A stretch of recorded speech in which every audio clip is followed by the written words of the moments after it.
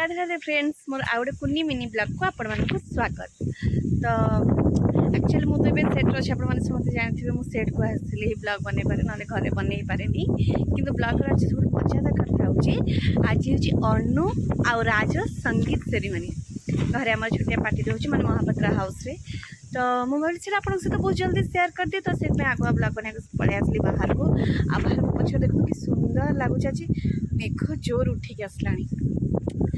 तो वर्षा हो खरा दिन वर्षा हवाटा निहाती दरकार वर्षा हो से सब कथा तो पर कि सब बढ़िया कथा हूँ जेहेतु आज संगीत सेरेमनी हो तो निहाती घरे पार्टी फाटी भी हवा मजा भी हम समस्त बहुत बढ़िया रेडी भी होती।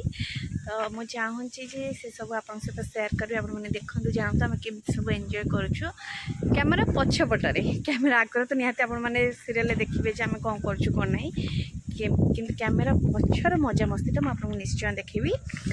तो ब्लॉगटा को मुझे स्टार्ट करने जाऊँ अलरेडी मुझे रेडी हो सब आपको कहे आग मेकअप नहीं जाए तापर ब्लॉग बना कि आज कहूँ अलरेडी रेडी हो सारे। तो रेडी हो सारापर एबे ब्लॉग बनवा चलो चलते भीतर सब कौन कौन कर देखिए। राधे राधे।